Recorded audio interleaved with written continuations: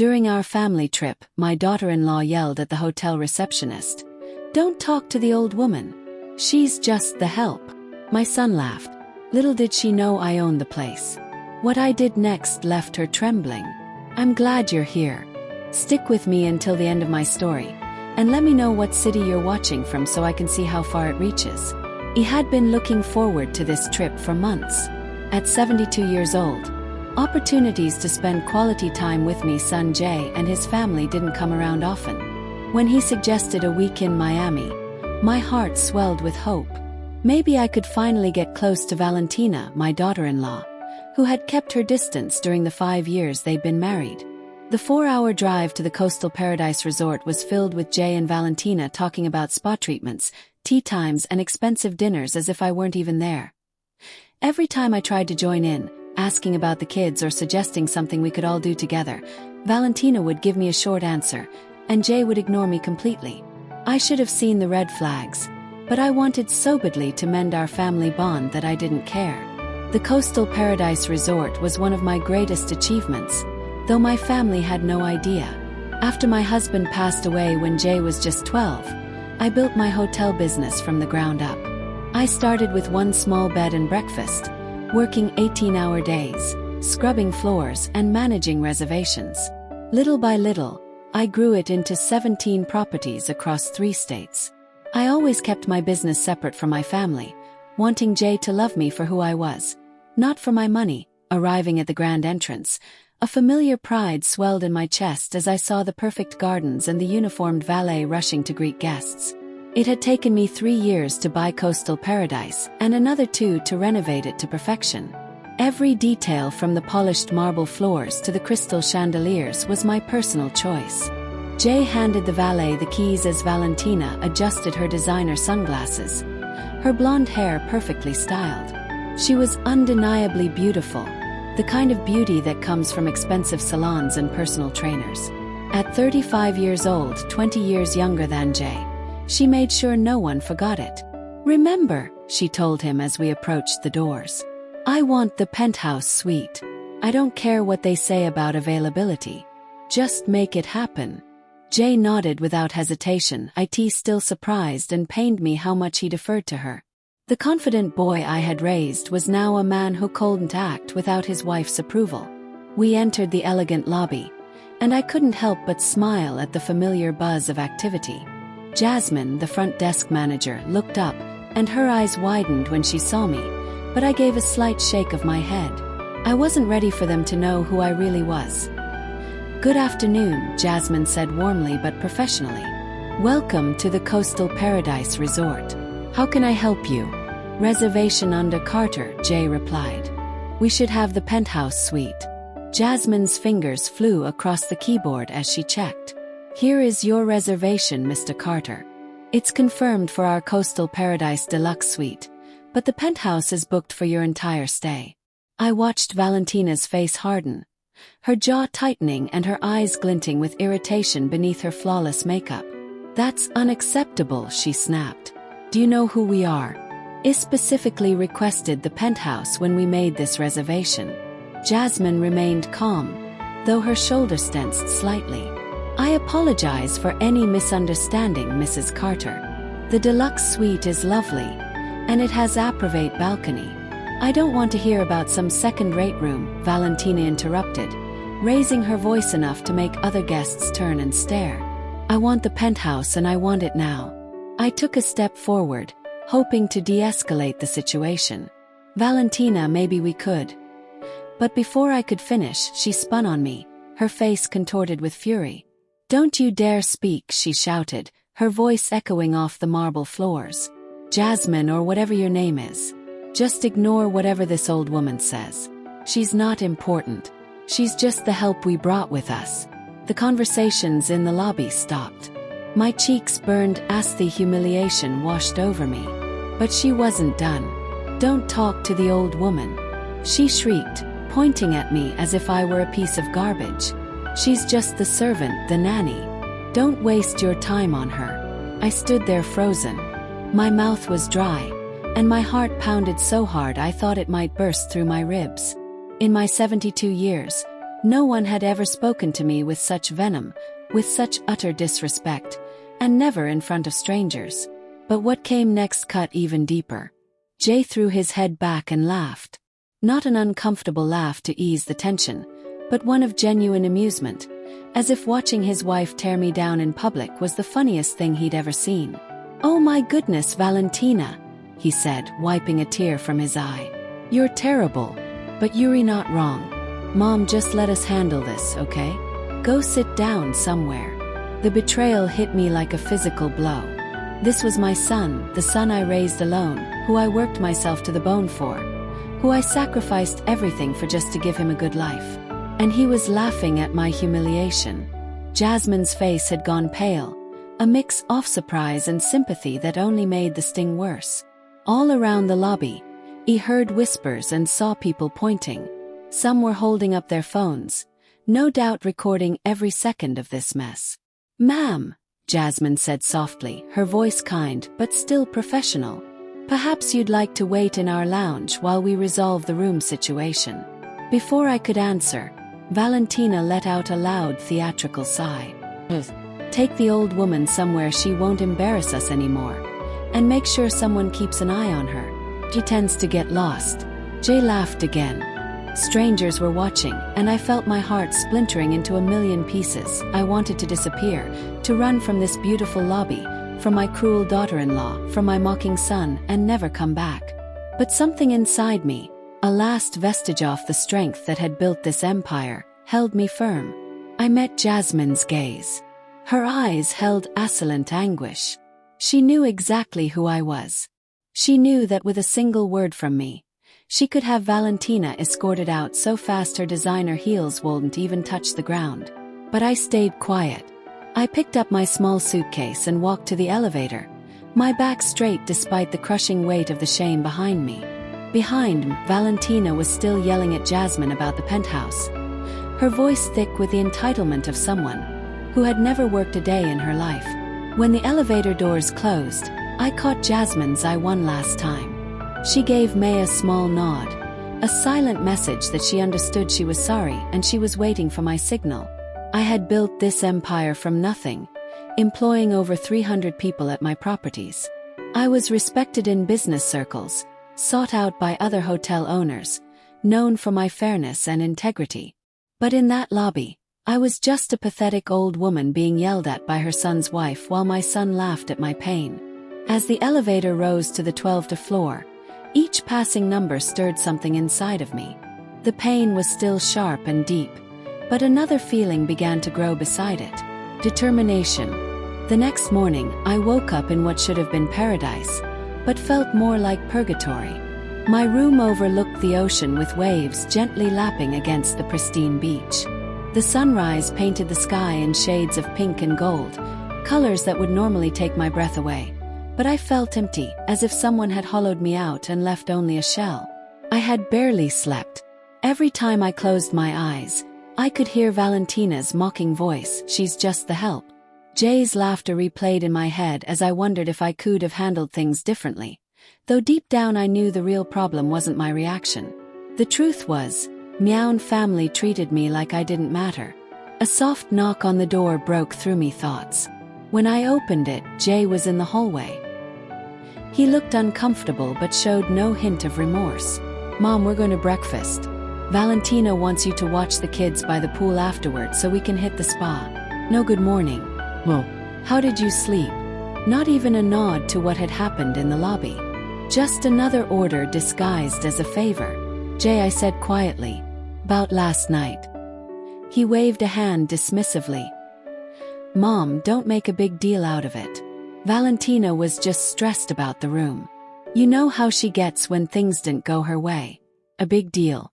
That's what he called his wife publicly, humiliating me. "She called me a servant, Jay. She screamed at me in front of strangers." He shifted, avoiding eye contact. "She didn't mean it. That's just Valentina being dramatic. Can we just not talk about it? We're supposed to be on vacation." I looked at him, searching for the boy I once knew.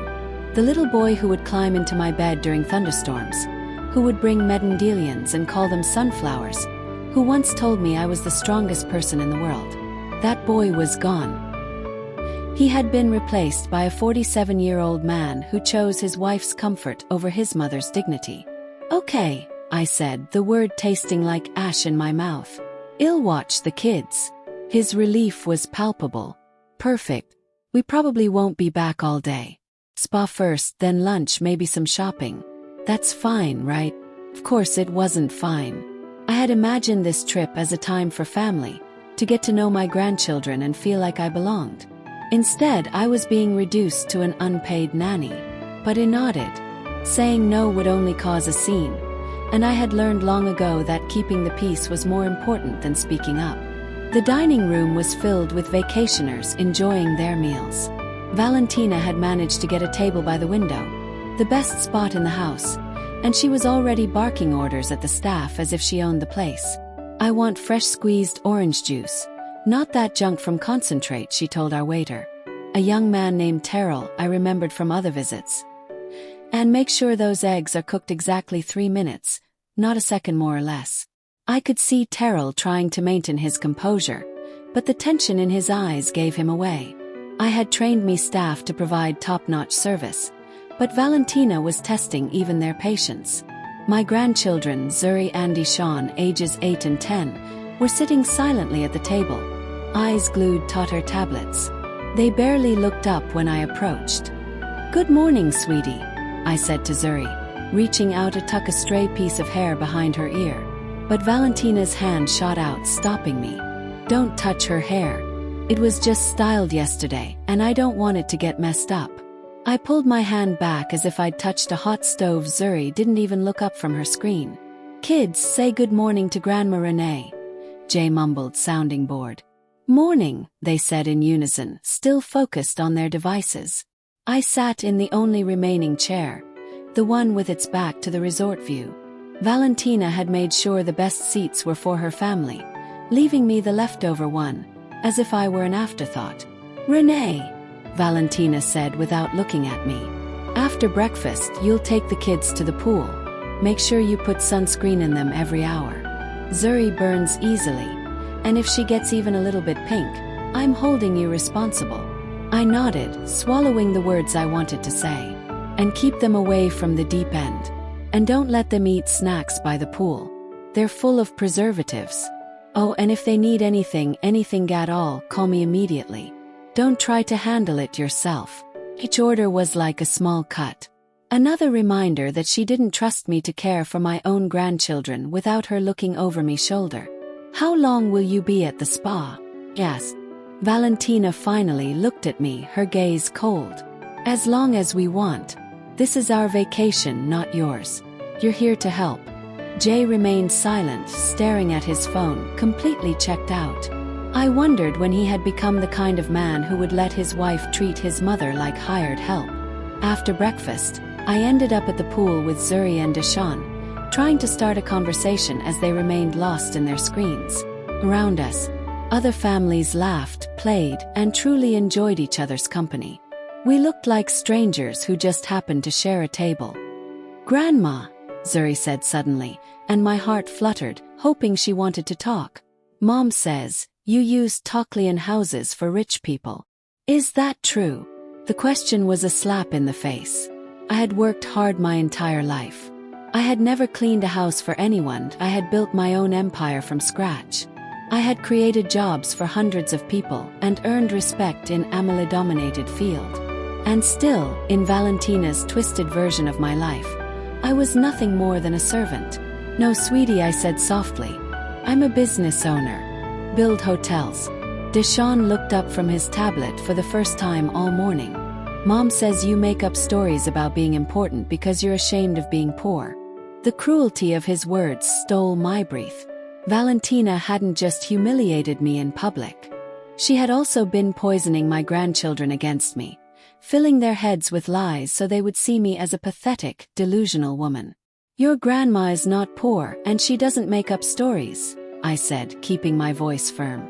Zuri just shrugged. "That's what Mom says. She says you live in a tiny apartment and pretend you're rich to make yourself feel better. In reality, I lived in a penthouse overlooking the bay that was worth more than most people's entire net worth. But me grandchildren thought I was a pathetic old woman living in squalor and lying about my life. For the next 6 hours, I sat by that pool, watching children who barely looked at me while their parents enjoyed themselves at my expense. Other guests would chat with me now and then, and I would respond with short, polite answers, all while feeling more and more empty with each passing minute. When Jay and Valentina finally returned, they were radiant after spa treatments and an expensive lunch. Valentina's nails were freshly done, her hair perfect. She looked like someone who had spent the day being pampered, and she had at a spa I owned with services I was ultimately paying for. "How were the kids?" Jay asked without looking up from his phone. "They were fine," I replied. Because what else could I say? That they thought I was a liar and a servant. That their mother had deliberately destroyed any chance of a real connection between us. "Good," Valentina said dismissively. "You can watch them again tomorrow. We have golf in the morning and lunch with some friends we met at the spa." I watched my son nod along to her plans without asking if I cared, without thinking that maybe I wanted to spend my vacation doing something other than free childcare. That night, sitting alone in my room overlooking the ocean, I had worked so hard to make my own, I finally saw the truth. This wasn't a family vacation. It was a business trip where I had been cast in the role of the help. Except instead of being paid, I was footing the bill for the privilege of being treated like trash. But as I sat in the dark, listening to the waves crash against the shore, something inside me started to shift. The pain was still there, deeper than ever. But now it was joined by something else. Pure, sharp anger. Anger at being taken for granted, at the lies, at being treated like I was nothing when I had built everything. As of tomorrow, I decided things were going to change. The third day of our vacation started just like the first two, with Valentina dictating my to-do list while Jay sat by, nodding along like a compliant assistant. This time they had a day trip planned to a nearby wine country and I was to stay with the kids. "Make sure they have lunch at exactly noon," Valentina said, carefully applying lipstick as if performing delicate surgery. "And Zuri gets cranky when her sugar drops, so have the granola bars I packed ready."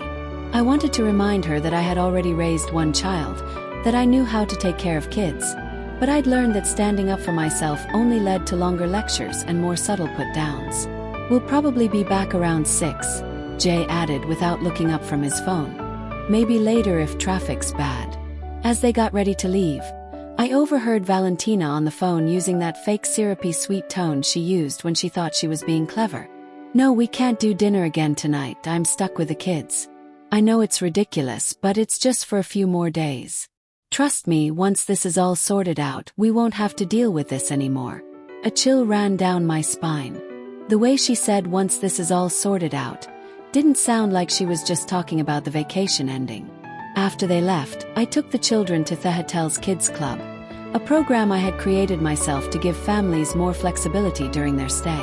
The counselors were amazing with Zuri and Deshaun, and for the first time since we'd arrived, I saw them laugh and play with other kids their age. With a few hours to myself, I walked around the property. It had been years since I had seen my hotel from a guest's perspective instead of an owner's, and I wanted to get a real feel for how things were going. That's when I overheard the conversation that changed everything. Walking past the pool bar, I recognized voices coming from one of the private cabanas. Jay and Valentina were supposed to be at the wineries, but there they, hidden behind the curtains, talking in hushed tones with another couple I didn't know. The thing is, Valentina was saying she's getting old and old folks don't live forever, if you catch my drift. A woman I didn't recognize laughed. "Valentina, you're awful." "I'm just being practical," Valentina responded. "Jay's an only child, so we're going to get everything eventually. The only question is, how long will we have to wait?" My stomach dropped. I moved closer, hiding behind a large palm tree. "And what about Mrs. Renee?" the unknown man asked. "Doesn't she have any money of her own?" Then I heard my son's voice. The voice I had once trusted completely. "My mom. Nah, she's poor as a church mouse. She lives in a little apartment, scraping by on Social Security." I've been helping her out for years, the lies flowed from his mouth so smoothly. I wondered how long he had been making them up. I lived in a $5 million penthouse, earning more each month from my investments than most people made in a year. But in Jace's twisted version of the story, I was a burden he generously supported. That's why this trip is so annoying, Valentina continued. We have to drag her everywhere because she can't afford anything on her own. It's like having a pathetic pet you can't get rid of. The other woman made a sound of pity.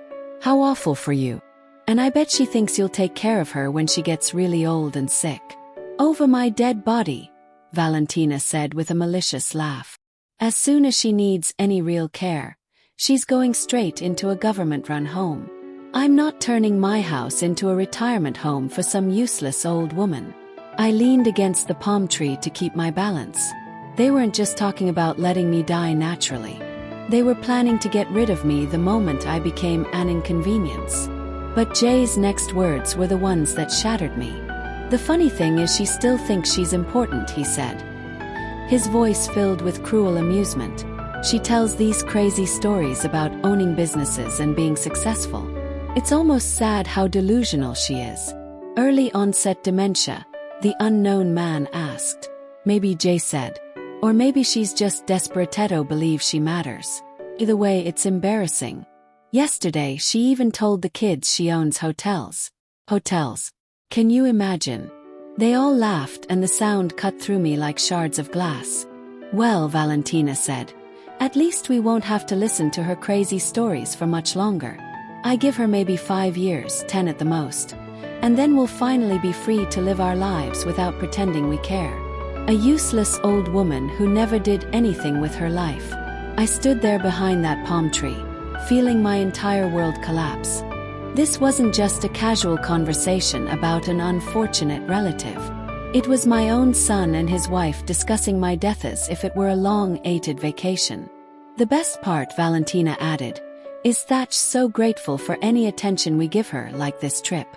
She really thinks we invited her because we wanted her to come. She has no idea we only brought her along so she'd watch the kids and we could go have fun. More laughter, more casual cruelty. Does she even contribute to expenses, Brenda? The other woman asked. Are you kidding me? Valentina scoffed. She's completely useless when it comes to money. Jay covers everything. Her food, her utilities, even this trip. She's nothing but a financial drain on us. Another lie. For years, I had been helping Jay out financially, covering part of his mortgage, paying for his kids' private school. I even bankrolled Valentina's shopping sprees. The credit card statements that came to my address were astronomical, and yet I paid them without complaint, thinking I was supporting my family. The only good thing about having her around, Jay said, is that she's a decent nanny. Free child care, you know. She's so desperate for our approval. She'll do anything we ask. It's kind of funny, actually. It really is, Valentina added. Watching her try so hard to make us like her, bringing the kids expensive gifts. She always stumbled back, my hand flying to my mouth to stifle a sob. The lies were a betrayal. But hearing them discuss my life as a pitiful joke, a burden to be discarded, was a knife to the heart. This wasn't just about money or respect. This was about a complete lack of humanity. They weren't just taking my money. They were taking my dignity and me legacy and turning it into something ugly and worthless. My mind raced back to that first night in the lobby. I had been so filled with shame that I didn't want to expose them. I had wanted to protect Jay from the embarrassment of his wife's behavior. But now I realized he was in on it. He was the one who had made me the butt of the joke. He was complicit in my humiliation. And he was okay with it. I had been so proud of my accomplishments, so proud of the life I built for my family. But they had turned my hard work into a punchline. I was nothing more than an ATM, a free babysitter, a pathetic old woman they couldn't wait to get rid of. I felt a new kind of anger building inside me. It wasn't the fleeting rage of the night before. It was a cold, hard, unwavering resolve. They thought I was useless. They thought I was a joke, that I would show them what this useless old woman could do. I would show them what it meant to disrespect me. I pulled out me phone and dialed Jasmine's number. She answered on the first ring. "Ma'am, I'm so glad you called," she said, her voice a mix of relief and concern. "Is everything all right? Did you see?" "It's fine, Jasmine," I said, my voice steady. "I need you to do something for me." I walked back to the kids' club and collected Zuri and Deshaun. They barely looked up from their screens as I took their hands. "Let's go, kids," I said. "We're going on an adventure." They looked up at me with tired eyes. "Mom said we had to stay here," Deshaun said. "Your mom is wrong." I said, "Let's go." I took them to the beach, and for the first time I put my phone and wallet down. We built sand castles. We ran along the water's edge, and I taught them how to find seashells. We laughed, and I told them stories about when their daddy was a little boy. For a moment, it felt like a real family vacation, but the knowledge of what was to come was a weight in my stomach. That evening, Jay and Valentina returned, flushed with Sunund alcohol. They walked into my room, ready to hand off the kids and go to dinner. But I was standing there blocking the door. "We're ready to go out," Valentina said, not even looking at me, her eyes on the kids. "You can go, Tobe." "Oh, I won't be going to bed just yet," I said, my voice as calm as a summer night.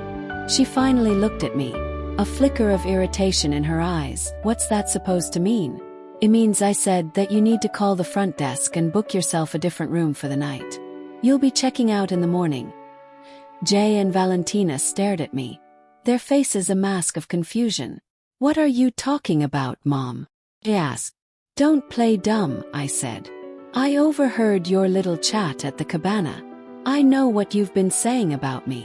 Valentina's face went from confusion to pure fury. "You were eavesdropping on us," she hissed. "You have no right."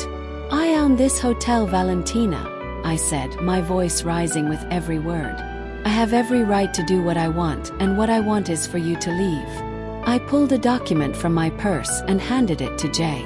It was a list of all the financial support I had given him over the years. His eyes widened as he looked at the numbers, seeing for the first time the full extent of my generosity. "You've been lying to me?" he asked, his voice shaking as he looked at his wife. "She's the one lying," Valentina screamed. "She doesn't own this place. She's just Ozless old woman who cleans houses for a living." Just then, Jasmine, the front desk manager, came into the room with security. "I was told there was a disturbance," she said, her eyes on me, her voice calm and professional. "Jasmine, tell her," Valentina shrieked, pointing at me. "Tell her she doesn't own this place." Jasmine looked at me, and I gave her a small nod. "Mrs. Renee Carter is not only the owner of this hotel," Jasmine said. "She is the sole owner of all 17 of the Coastal Paradise properties across the United States. She's our founder, our CEO. And the reason we are all standing here today." Valentina's face went white. She looked from Jasmine to me, her eyes darting with panic. Jay just stood there speechless, the document in his hand, a testament to the lies he had told. "What's the meaning of this?" Valentina finally managed to stammer out. "It means," I said, my voice full of power and resolve, "that you will be checking out in the morning, and you will be paying your own way. Every penny you and your husband have spent on this trip, every spa treatment, every meal, every cocktail, it will all be billed to your credit card." "You can't do this," Valentina yelled. "Oh, but I can," I said, a small smile playing on my lips. "And I will." Turned to Jay. "And as for you, my son," I said, "you will no longer be receiving my financial support. The mortgage payments stop. The school tuition stops. You're on your own." Jay's face fell. "Mom, please. We can talk about this." "There's nothing to talk about, Jay. Said you made your choice. You chose to laugh at your own mother's humiliation. You chose to lie about me to your children. You made your bed. Now you have to lie in it." He and Valentina looked at each other, their faces filled with a mix of shock and betrayal. They had thought they had me right where they wanted me, but they had underestimated me. They had no idea that the useless old woman they mocked was the one who held all the cards. That night, for the first time in years, I slept soundly. I went to bed knowing I was loved and respected. And every morning, I woke up excited for the day ahead. It took me far too long to learn that being alone isn't the same as feeling lonely, and that sometimes the family you choose is stronger than Theon you're born into. Jay and Valentina thought they were teaching me a lesson when they shamed me in that hotel lobby. They were right about one thing. I did learn something that week. I learned that I am worth fighting for, even if I have to be the one to do the fighting. And that changed everything. The story we have told is fictional, but is based on some real events. The names and places have been changed to protect the identity of those involved. We're not sharing this to pass judgment, but in the hope that someone listens and pauses to think. How many mothers are suffering in silence inside their own homes? I'm so curious. If you were in my place, what would you do? Would you choose to stay silent to keep the peace? Or would you dare to face it all to get your voice back? I want to know what you think, because every story is a candle that can light the way for someone else. God always blesses.